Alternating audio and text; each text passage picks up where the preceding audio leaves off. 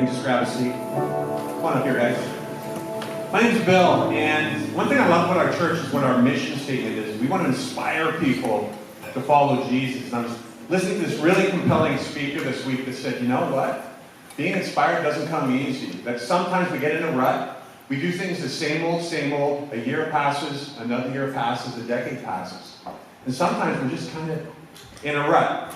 How do you push past that? Do something new. Start a new discipline. Join a small group. But one way is to do something bigger than you that inspires you that unless God shows up, nothing's going to happen here.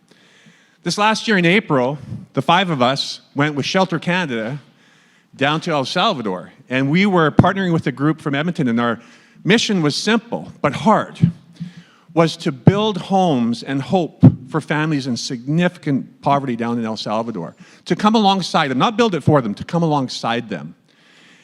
And people say, well, why do you do that? Well, one of the things that we are really kind of commanded to do in Scripture is to love and to give to those in need and to come alongside them.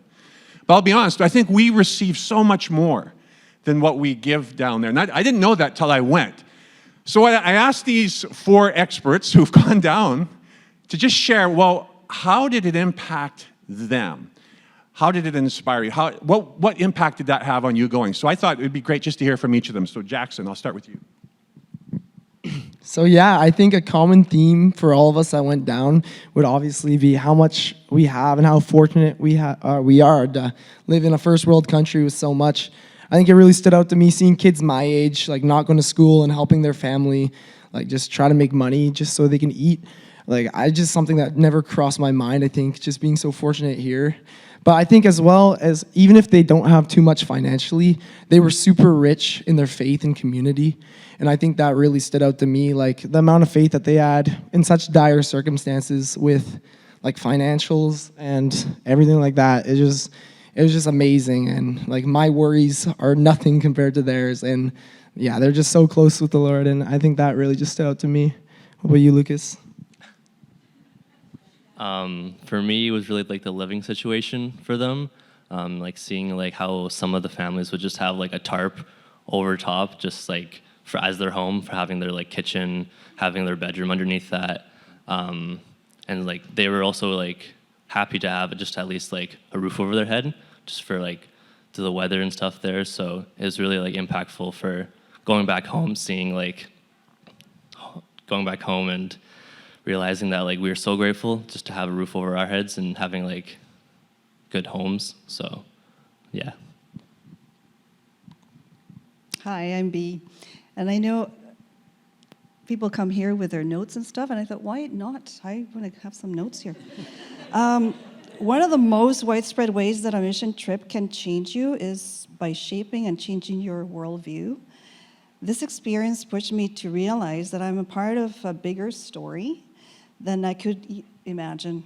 It actually stretched me beyond my comfort level for sure. I realized that God is the king of the world, not just, of Canada or Langley. It has actually sharpened my relationship with Jesus and reestablished my faith, has challenged me to trust in God in ways I was not even aware of. Jesus commands us to go into the world, and we start at home and move forward, but sometimes, and this is actually something that I thought I should mention, is sometimes the fields are just as ripe at home, but they are hidden until we leave our familiar surroundings. So that, for me, was impactful. My name is Roger. The impact for me was how impactful it was for the people that we built for. There was one particular family who was, they just broke down sobbing. They had a 14-year-old son, and they were just so grateful to be able to have a home that they knew that could change the trajectory of their life, and that son could hopefully be able to attend a university or a school. Another one as well was a family that we built for where the husband had stepped on a nail prior and it had gotten so infected they actually had to amputate his leg from the knee down. And he was, sitting in the existing home that they had, which was nothing much. They were all basically sleeping on one mattress, and the fact that that he would be able to heal in a clean environment, in a home that would be able to provide them with proper shelter was great. And then another one was one of our translators, who Shelter Canada had actually built a home when he was young.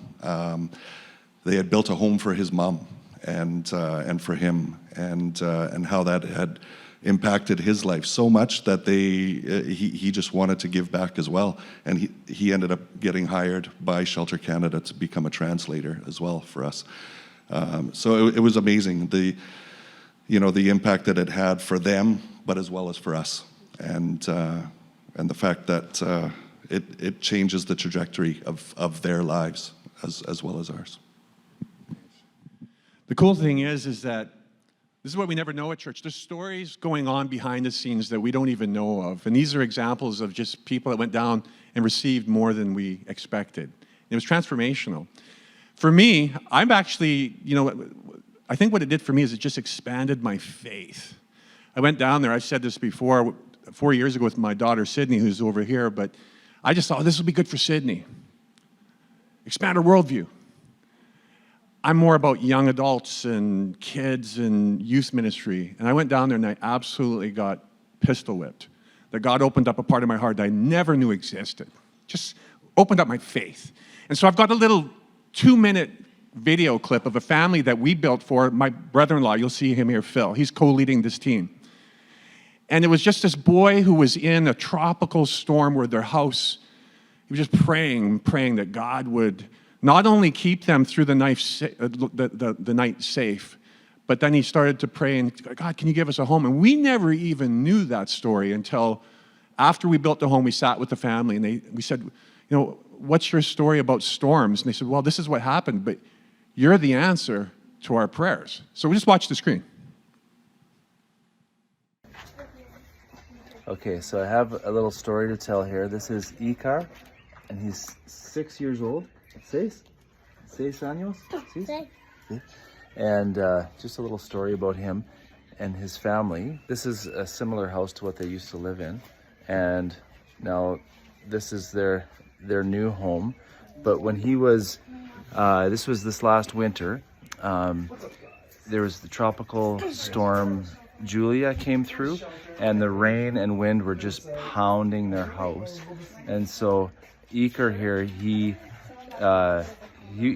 was scared because they thought the roof was going to get ripped off of their house and the rain would come pouring in. So he just started singing and started praying. And a lot of the families would put big rocks on their roof to keep the laminate sheets from flying off, but they didn't because of his faith, and he prayed, and their house wasn't damaged. It's just an incredible story of a 6-year-old boy that has faith, and now his prayers, he prayed for a safe home, and now because of that, he has a safe home, and I think it's incredible. And I want to invite you to be the answer to someone's prayers, to maybe another 6-year-old prayer that is praying and waiting for a safe home. And with a concrete floor, you can see the concrete floor, doors and windows that lock, and yeah, just an incredible story. I was really challenged by this Ikar's faith. It kind of puts mine to shame. So come join with Shelter Canada. You can donate to a house, or you can come down and build right alongside families like this. So yeah, okay, talk to you soon. Message me if you're interested. We did. Isn't that awesome? That sort of stuff. So what's cool is this February, there's a team going from our church. We actually were just like, oh God, that'd be awesome if 15 people. We got 16 people. One's from Edmonton, 15 from our own church here. Do you guys want to meet the team? Woo! Come on up here, everybody up here. Come up in the middle here, guys.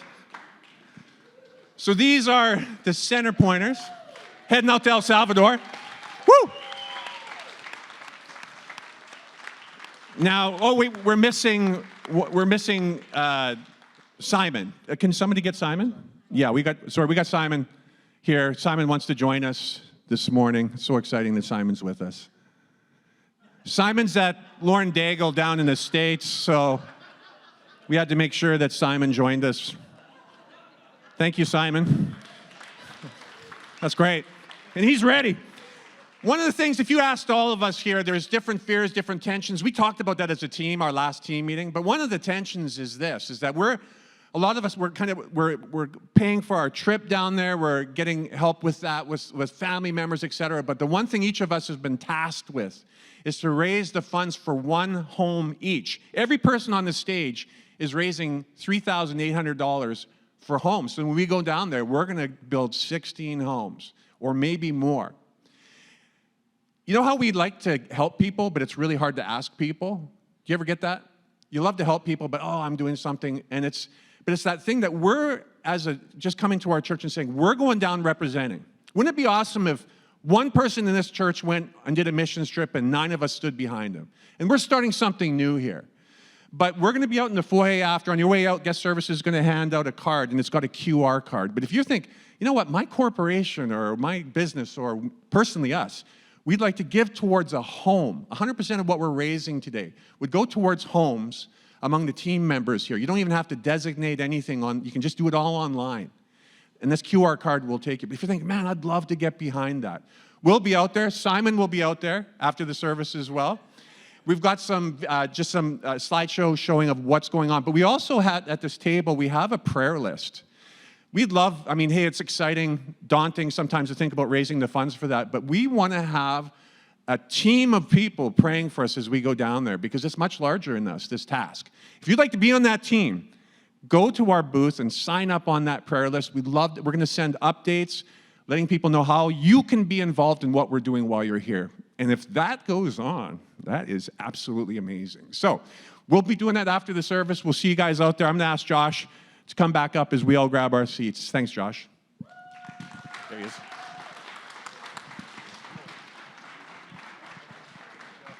Yeah, can we give it up for the team?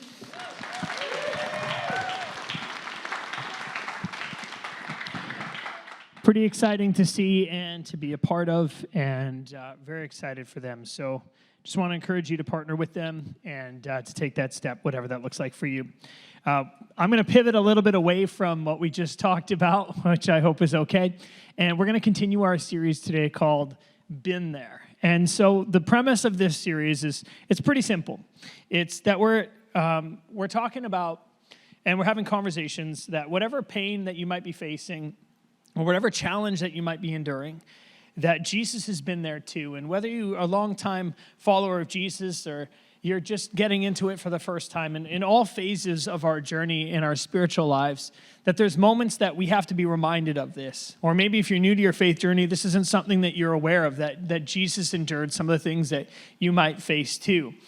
And so one of the amazing parts about life is opportunity, like opportunity to go to Shelter Canada, or opportunity to do church every single week, or opportunity to maybe start a business, or opportunity to do not-for-profit work. I don't know what it looks like for you, but there's many different opportunities in the world. But there's something that comes along with opportunity, and it's this, is that anything that is worth doing, like anything worth doing, is going to be hard. Like anything significant or substantial that you're going to do with your life, anything meaningful that you're going to invest in, it's going to be difficult.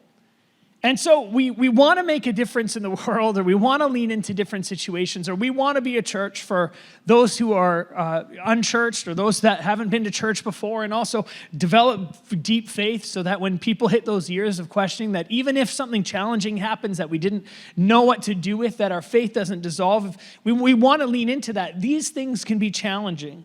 To be a champion on a sports team is difficult.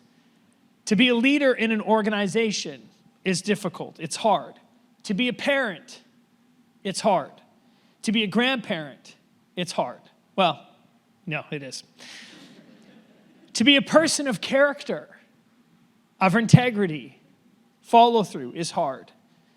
I'm an accomplished musician, a great dancer. To have a great marriage, to start a business, to be a foster parent, to to start a not-for-profit, to build homes in El Salvador, to follow Christ with your whole heart. It's hard. Why? Because it's meaningful work. And what makes it so challenging or so difficult? Well, I want to lean into that for just a few minutes.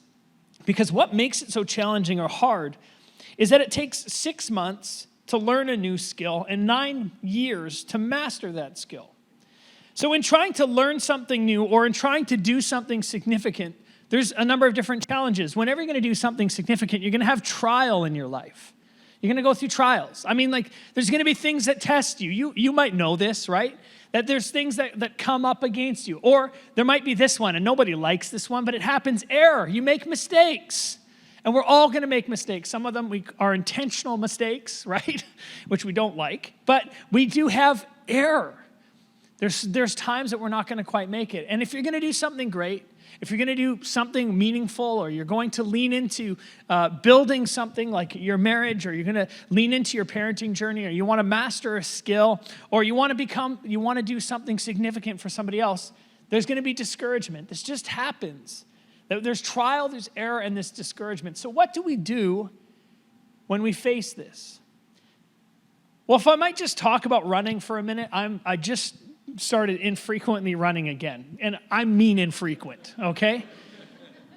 We got a zoo pass to the Greater Vancouver Zoo. Somebody said, isn't it a farm? Yeah, it's debatable. Is it a zoo or farm? We don't really know. An animal's there 1 week, it's gone the next. Who knows? You know where to go. Don't know.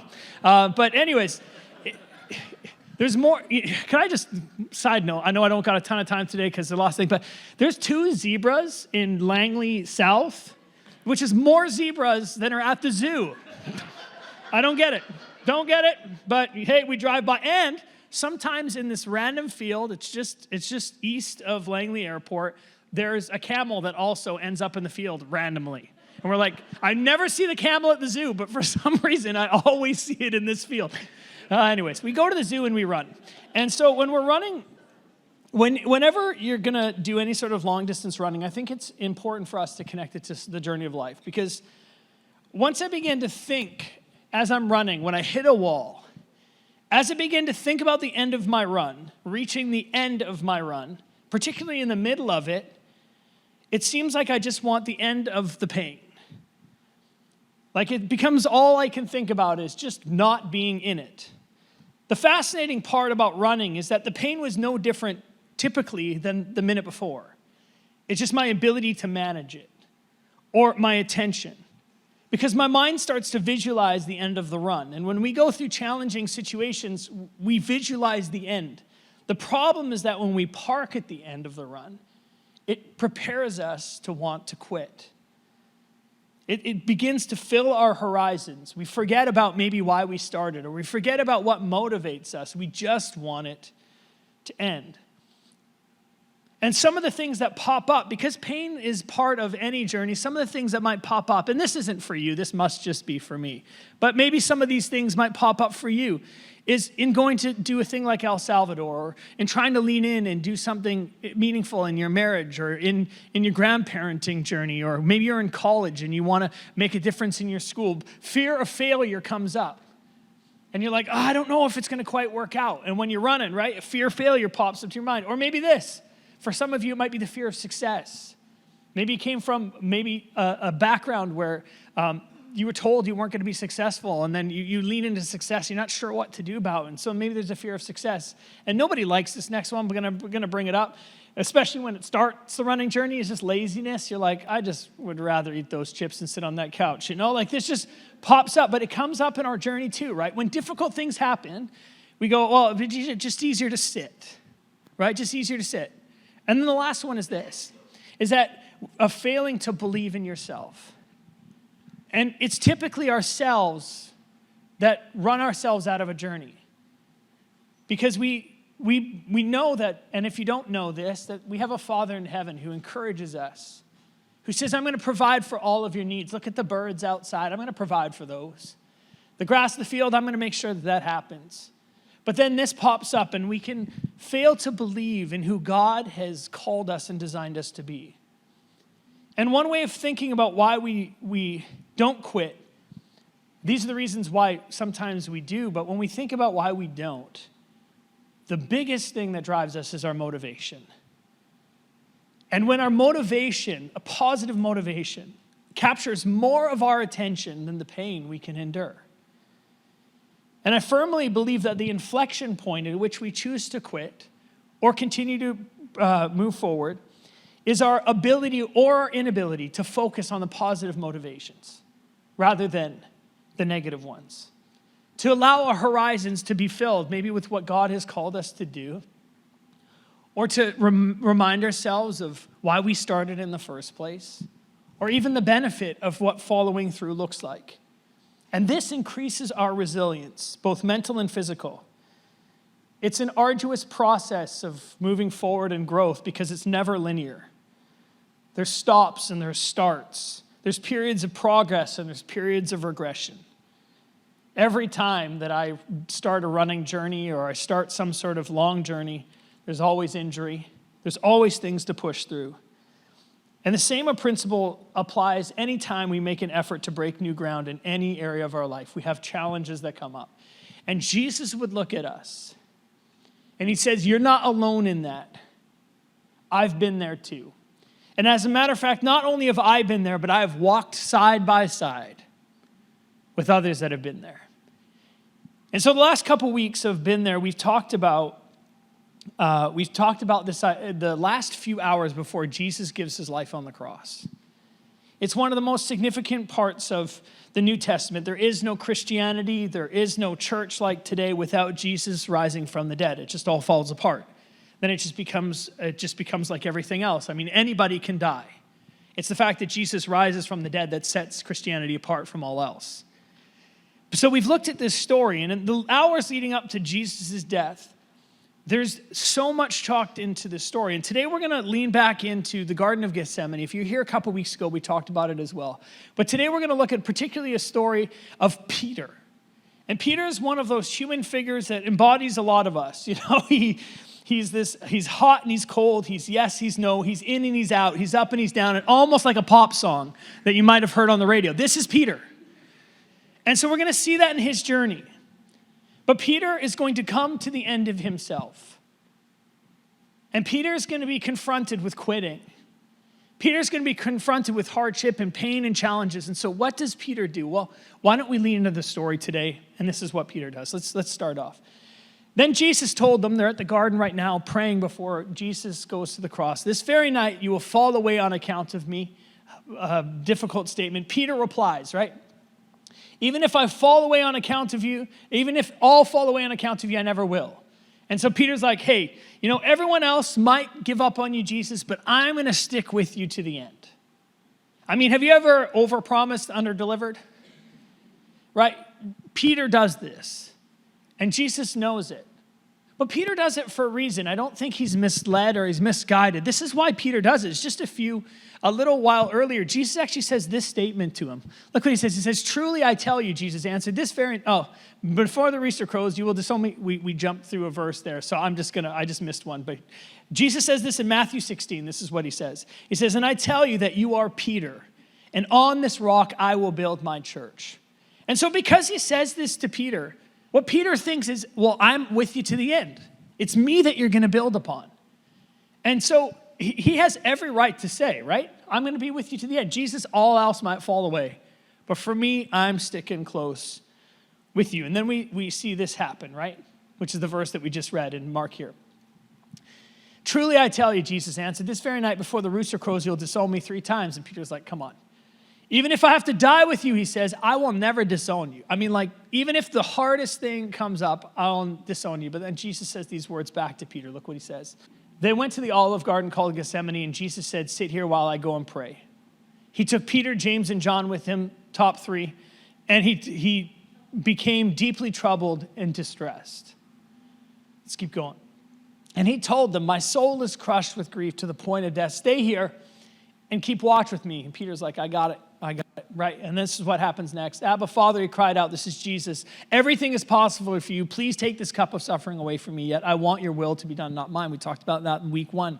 If you missed that, you can go back and rewatch it, but we talked about that in week 1. And then he returned to his disciples and found them sleeping. I want you to see this next word. Because earlier in that chapter, we read that Jesus calls Peter the rock. And Peter's name means the rock. But look at the name that Jesus calls Peter here, Simon, which means reed.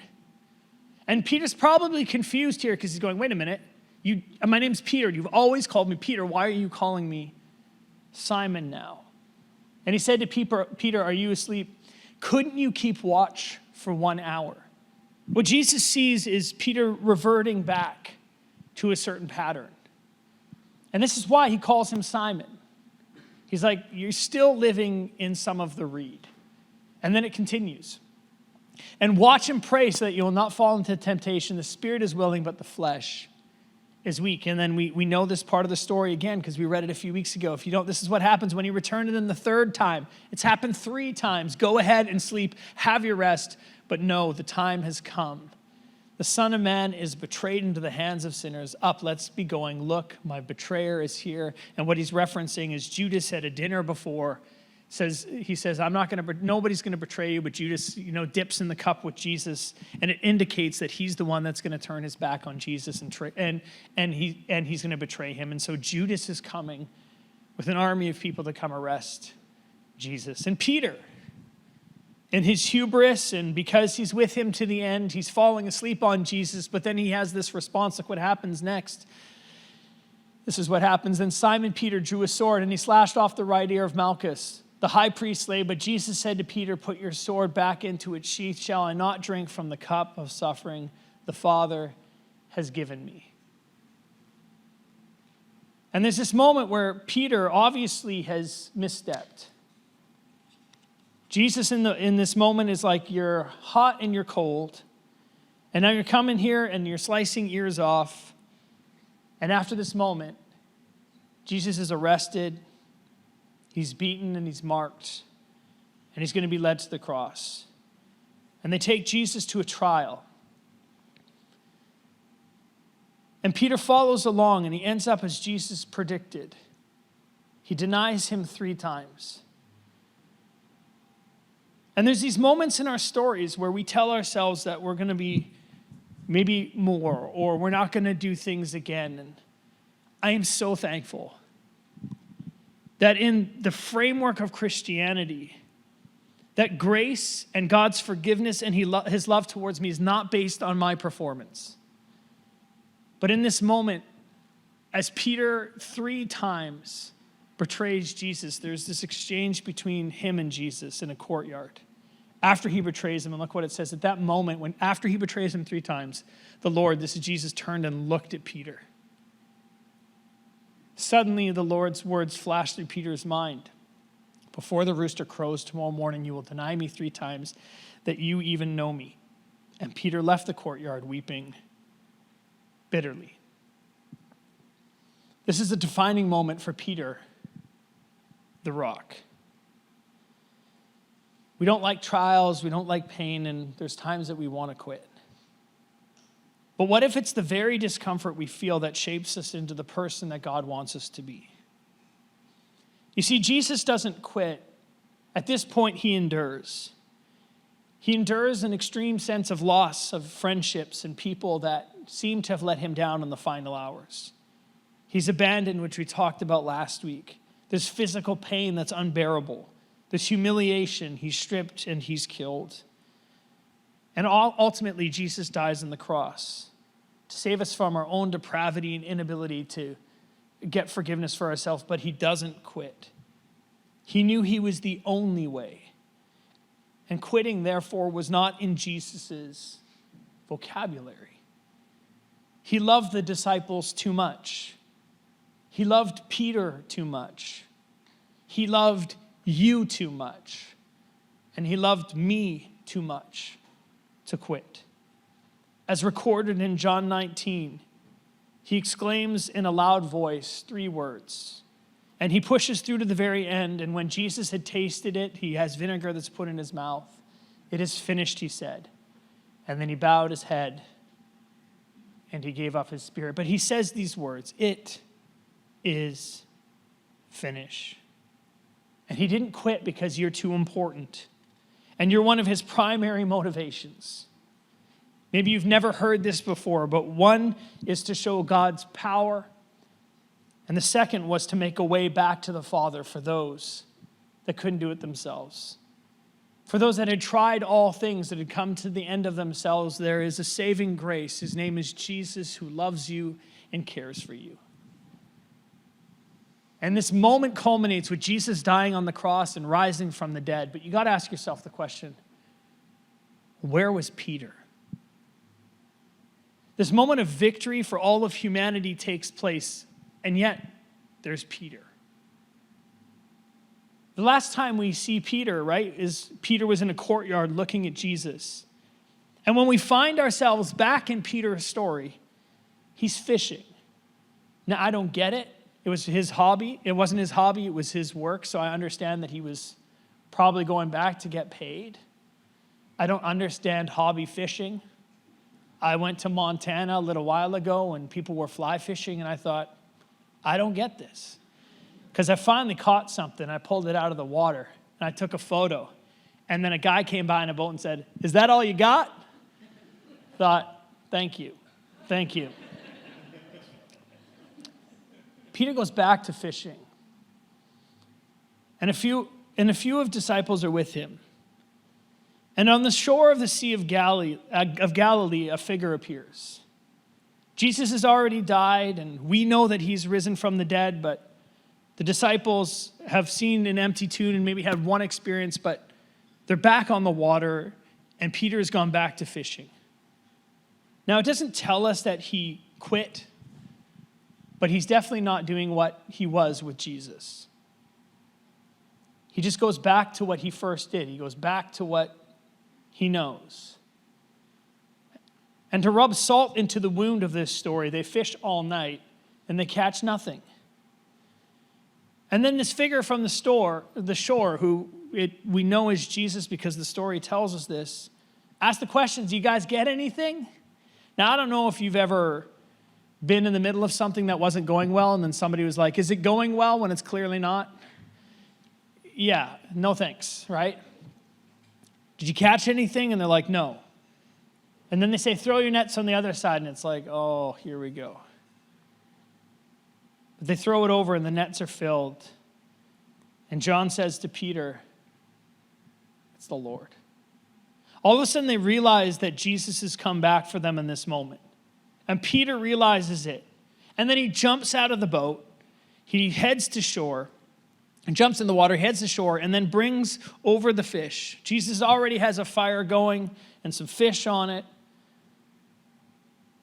And there's this moment that Peter, you can just imagine him sitting across from the fire with Jesus, how awkward this moment would be. How much he wants to say. I was supposed to be the rock, but I denied you. I mean, I said I'd be with you until the death, but I wasn't. I denied you. And so we all ask ourselves the question, well, what's going to happen here? I mean, you'd think, because religion tells us that Jesus' response to Peter was like, do better. Do better. Or maybe his response to Peter would be, you know what? I see everything that you did, and I just came here to tell you, you failed. That could have been Jesus' response, but it's not. And so we pick up the story here at breakfast. Jesus sitting across the fire from Peter. After breakfast, Jesus said to Simon Peter, Simon, son of John, do you love me more than these? Yes, Lord, Peter replied. You know that I love you. Then feed my lambs, he told him. There's these two words that are used here. One word is the word agape, and this is what it means. The word agape means sacrificial and faithful love. It's an act of will.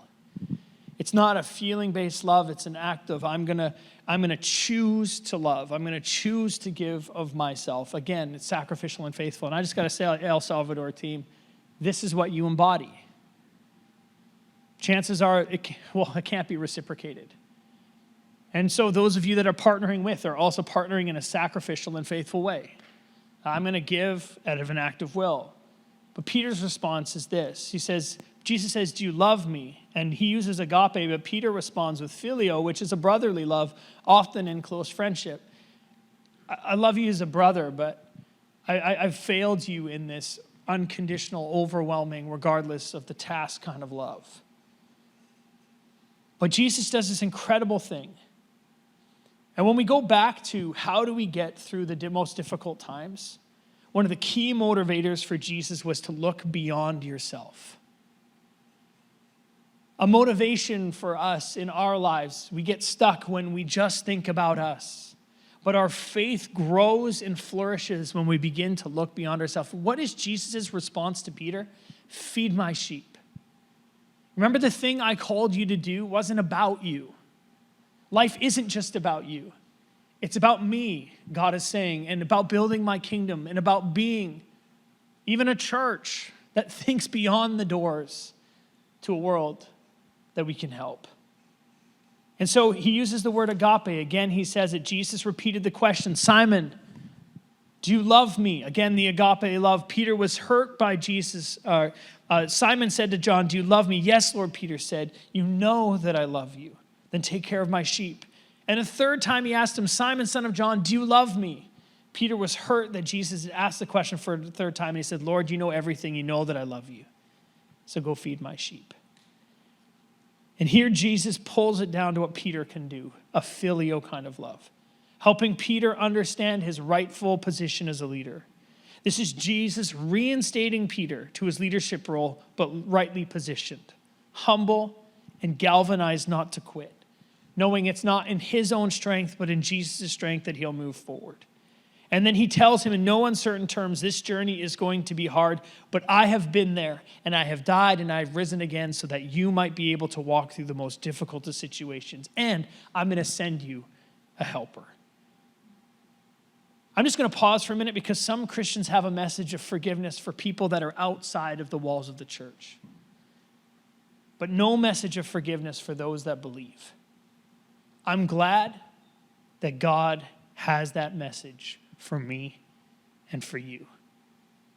Because of that forgiveness, a new day of service dawned for Peter, and for each and every person is available for us as well. Peter doesn't quit. As a matter of fact, there's something that happens just a little time later called Pentecost, where Peter goes and he talks in front of 3,000 people, and 3,000 people put their trust and faith in the message of Jesus. And you think that from Peter's story, he had it all figured out in that moment, because we see the highlight moments of people's lives, and we think that's what life is all about, is the highlights. Social media, our media tells us that it's about the highlight moments, but what about all the work behind the scenes? Peter had that moment where he turned back and started fishing, but Jesus said, keep moving forward. And my hope and my prayer for you today is this, that you would continue to move forward. Team, can you come up? We're just about to end, and we're going to sing a song just to close. But I want to encourage you today that whatever you're facing, that there is a God in heaven that sees what you're going through. That whatever the challenge or the difficulty is, that Jesus has said, I've been there and I've walked with those that have been there too. As a matter of fact, the story of those that have built the church is that of brokenness and God using in their weaknesses, God using them to do incredible things. Not by their own power, but by his. And so today I want to pray for us. Oh, I want to pray. Tim, you snuck up on me there. Okay, but I want to pray today that whatever you might be facing, whatever challenge or difficulty might be filling your horizons, that if you allow it to fill too much of your horizons, then what happens is we just want to quit. We want to quit in our relationships, or we want to quit in the parenting journey, or we want to quit on with the entrepreneurial spirit. We want to quit because things seem too difficult. But today, I want to pray that if God has called us into it, if God has led us into it, that we would have the faith to endure, knowing that it's not by our strength, but by his, knowing that he provides for our needs, and that our Heavenly Father has provided a way, and that Jesus has been there. He's walked with those that have been there, and he's there with you. So let's pray. God, I ask today that you would encourage us. I ask today That God, like Peter, some of us have been on the cusp of feeling like we failed or we haven't measured up. Feeling like we were too far gone or feeling like it's just too challenging and difficult. But God, I pray today that you encourage us, that you encourage our hearts and our minds. That God, those thoughts that try to rob us of what you've called us to do, God, that they would fill, our horizons would be filled not with failure or quitting, but with your great love for us and what you've called us to do. The same power that raised Jesus from the dead lives in those who choose to place their faith in you. And so, God, for those today that have said yes to hard things, that are in the middle of difficulty or circumstances that feel too big, or maybe are just painful and they're just having to continue to move forward, God, would you encourage their hearts? Remind us of who you say that we are loved by you, that your grace fills us, and that you are for us and not against us, God. You are for us and you are with us. Encourage our hearts today, we pray. Amen. Why don't you stand to your feet and we're going to sing this song together.